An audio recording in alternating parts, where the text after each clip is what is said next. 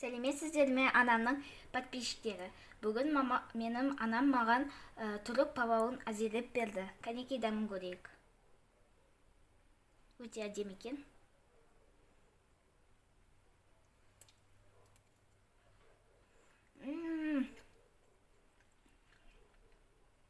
Не деген керемет, дәмі де өте әдемі.